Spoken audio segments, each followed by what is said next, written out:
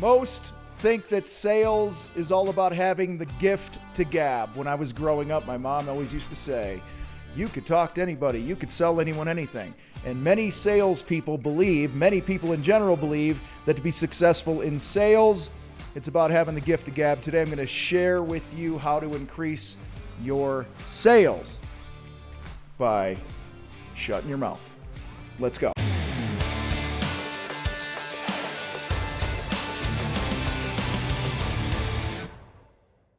All right, fighters, most salespeople have bad reputations. They have a reputation of twisting people's arms. They have a reputation of putting pressure on people. They have a reputation of being, all slick and polished with canned responses and scripts that they can just pull out these one-liners and close the deal. Well, listen, that is old news. That is tired. That way of selling is tired. It's old. If you are doing that, if you are following anyone that's teaching you anything like that, you need to stop it. All right. Today's buyers are educated. They understand what's happening. They don't want to be manipulated. Okay. And so today I want to talk a little bit about a better way to sell. And it's really rooted in this, y'all. I just said y'all, and I'm in Colorado. I'm not even in Texas. Look at that, y'all. We do have a few team members in the fight, though. They're in Texas, and I think they're rubbing off on me. But anyway, a better way is this. All people, all human beings want to be heard. They want to be understood, okay? And connection happens when they are talking, not when you are talking. If you want to sell more, you need to learn how to shut your mouth. Now, obviously, you can't just spend the whole sales call in silence, all right? But, there's rules of thumb out there, how much somebody should be talking versus the salesperson. In the ideal case, I want them talking as much as possible, 75, 80% of the time, and I'm shutting my mouth that amount of time, and I'm only talking 20 to 30% or whatever the math is there that I just fucked up. All right, so connection happens when they're talking. When they're the ones that are sharing their desires, sharing what's important to them, when they feel like you're understanding them, okay, and not just bringing back these slick little one-liners and these sales scripts and stuff. And the reason I'm bringing this up is we get a lot of messages from people going, hey, when I join your battleground program or your sales training programs and stuff, am I going to get a bunch of scripts? Okay, guys, there are no one-liners in the world that are going to be able to you can use repeatedly over and over and over and over and over that are just going to close deals, because every conversation's a little different. Every human being is different. Okay. So, we're not into scripting. Now we teach some word tracks that you can kind of make your own and this and that. We give you the frameworks for that. But if you're trying to just have a bunch of scripts, hey, they say this, I say that, that's a problem. Okay. But today I really want to talk about the power of silence. I've done a little content on this in the past. And I want to give you guys a couple examples to get people talking. Okay. That's really the purpose of this here today. So, I think I got three examples here of just, how I might handle a certain situation in a conversation with a prospect. The first is this.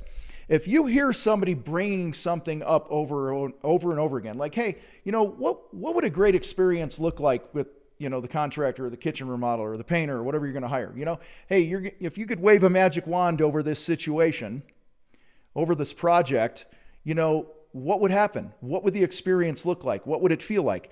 And you might hear something like 2 or 3, 4 times throughout your conversation with somebody. They might be talking about, yeah, it's really important that it's a quality job, and blah, blah, blah. And okay, I get that. And, and quality. And we just want a really good job. You will hear different patterns. You will hear people sharing things that are important to them if they're talking.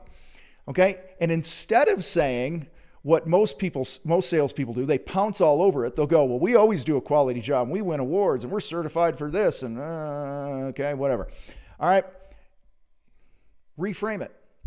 Hey, Sam, you've said 2 or 3 times in the last couple minutes now, something about a quality job and a really good job. Tell me more about that.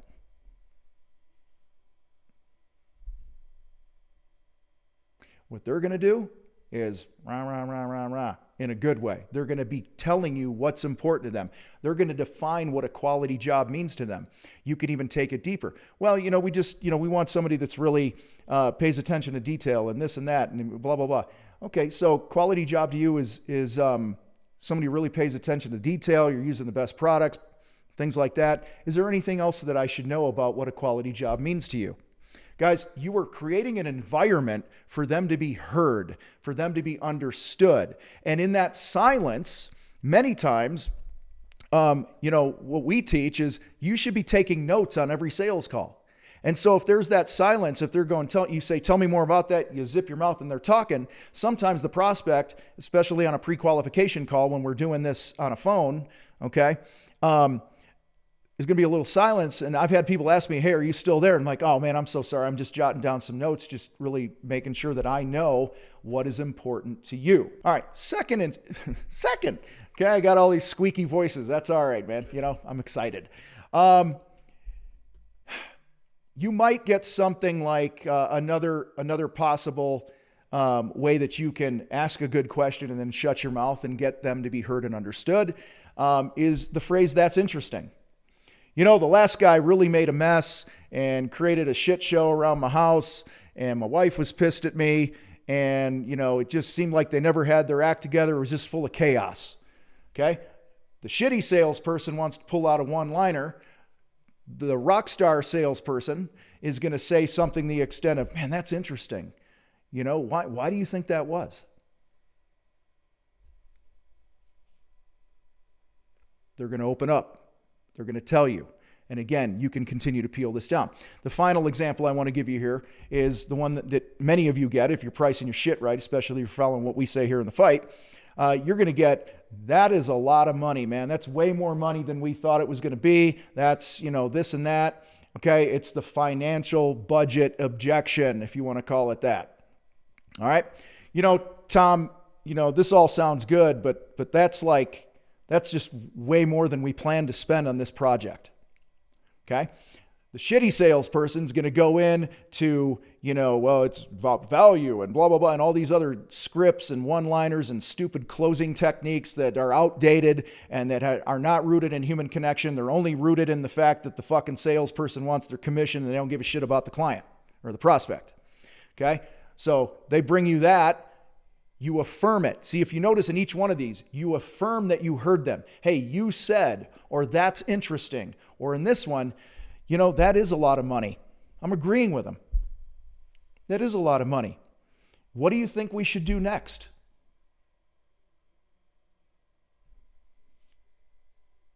Okay. Now, I'm not saying what do you think we should do next or why do you think that is or tell me more about that are the same things that you should use every time, because this is not about scripts. This is a framework for you to follow.